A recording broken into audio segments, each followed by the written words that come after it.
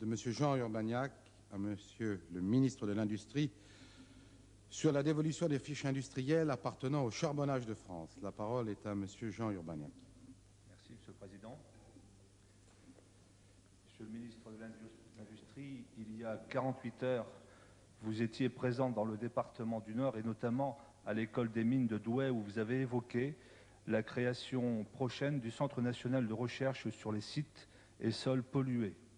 Cette localisation n'est évidemment pas fortuite puisque malheureusement le Nord-Pas-de-Calais détient le triste record d'être la première des régions de France en matière de friches industrielles.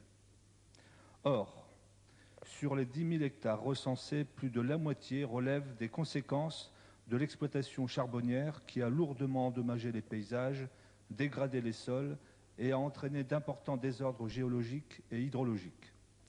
Depuis la disparition des houillères, il incombe au Charbonnage de France d'assumer les responsabilités de l'exploitant, notamment pour la remise en état des sites miniers dans le cadre de la procédure d'abandon des concessions avant leur cession aux collectivités intéressées. Mais si un protocole d'accord qui a été signé en 1992 attribue à la SACOMI pour le franc symbolique toutes les friches industrielles appartenant encore au Charbonnage de France, il est bien évident que les élus des communes minières ne disposent pas des possibilités financières pour accepter en l'état cet immense patrimoine qui nécessite des travaux de requalification très lourds. Des difficultés apparaissent déjà au niveau de l'appréciation des réaménagements minimaux qu'implique l'abandon d'une première concession dans la commune de Haniche. Qu'en sera-t-il pour la dévolution des autres friches minières? Je pense notamment à celles de Dourges, de Courrières, de Hénin-Beaumont, de Lens ou de Liévin, qui étaient prévues pour l'année 1994, c'est-à-dire pour l'année dernière. J'ajoute, Monsieur le Ministre, que les communes minières et le Conseil régional Nord-Pas-de-Calais sont d'autant plus vigilants sur la qualité du patrimoine concerné que la disparition des Charbonnages de France est d'ores et déjà programmée pour avant l'horizon 2005. Qui, dans ces conditions, assurera la responsabilité d'exploitant pour le traitement préalable des sites miniers avant toute cession? Compte tenu des enjeux d'aménagement que représente pour l'ancien bassin minier du Pas-de-Calais la reconquête de ces friches, quelles garanties le gouvernement peut-il offrir aux communes minières à propos de la pérennité et l'abondement des engagements financiers indispensables pour résorber les séquelles de l'histoire industrielle de cette région? La parole est à Mme le secrétaire d'État au commerce extérieur. Monsieur le Président, Mesdames, Messieurs, Monsieur le député, permettez-moi tout d'abord d'excuser mon collègue, le ministre de l'Industrie, Yves Galland, qui participe en ce moment à Bruxelles à une réunion communautaire. Il m'a chargé de vous présenter sa réponse.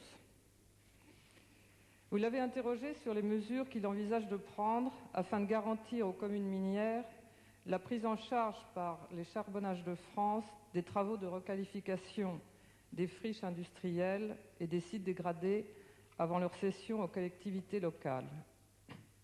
Il convient de préciser que seuls environ 1300 hectares de biens fonciers appartenant au Charbonnage de France peuvent être qualifiés de friches industrielles.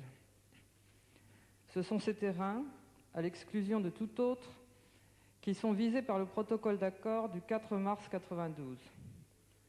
Cet accord, signé entre la Société des communes minières et les Charbonnages de France, prévoit d'une part que les friches industrielles appartenant aux anciennes houillères du bassin Nord-Pas-de-Calais seront cédées en l'état pour le franc symbolique à la SACOMI, d'autre part que la réhabilitation des friches sera assurée dans le cadre des dispositions techniques et financières d'une convention à conclure entre la SACOMI et l'établissement public foncier. La cession des friches industrielles doit cependant être articulée avec les obligations légales et réglementaires que doivent respecter les Charbonnages de France à l'issue de l'exploitation minière. Les procédures conduites à ce titre n'ont pas pour objet la requalification des friches industrielles. Elles visent à traiter des séquelles de l'activité minière du point de vue de la sécurité et de la salubrité publique, et plus généralement, à apporter une réponse technique aux atteintes de l'environnement qu'a pu générer l'exploitation, aux atteintes à l'environnement qu'a pu générer cette exploitation. Les préfets peuvent imposer à l'exploitant des mesures particulières s'il leur apparaît que ces contraintes ont été insuffisamment prises en compte. Conformément au texte en vigueur, ces mesures doivent être limitées dans leur nature et leur importance au respect des objectifs fixés par la loi en matière de sécurité publique et de protection de l'environnement. En outre, la dévolution des friches industrielles ne peut intervenir avant que les préfets aient arrêté la liste des travaux incombant au Charbonnage de France dans le cadre de la procédure d'arrêt des travaux miniers. C'est exactement la procédure qui a été mise en œuvre dans le Nord-Pas-de-Calais pour la concession d'Aniche. Diverses mesures ont été prescrites à Charbonnage de France par l'administration en vue non de requalifier les friches industrielles, mais de traiter des séquelles de l'exploitation. Les procédures d'arrêt des travaux miniers des 42 autres concessions du bassin seront conduites, comme pour Aniche, dans le strict respect de la loi, et les Charbonnages de France exécuteront la totalité de leurs obligations légales. J'ajoute pour votre information que s'agissant de la requalification des friches industrielles, une trentaine de conventions ont été déjà conclues entre la SACOMI, l'établissement public foncier et les Charbonnages de France. Au terme de celle-ci, les Charbonnages de France autorisent l'établissement public foncier à procéder aux travaux de requalification des friches ayant vocation à être dévolus à la SACOMI pour le franc symbolique. Ceci sans préjuger des mesures qui pourront par ailleurs être imposées par les préfets dans le cadre de la procédure d'arrêt des travaux miniers. Cette politique paraît devoir être poursuivie sans qu'il soit nécessaire de rappeler l'entreprise à ses obligations. Vous évoquez la question de la disparition des Charbonnages de France à l'horizon 2005. Il n'entre nullement dans les intentions des pouvoirs publics de dissoudre l'établissement public. Seule l'activité d'extraction du charbon sera progressivement abandonnée, la pérennité de l'entreprise étant assurée par un redéploiement d'activité dans le domaine de la production d'électricité. Il n'y a donc pas lieu de craindre un quelconque vide juridique du fait de la disparition de l'exploitant.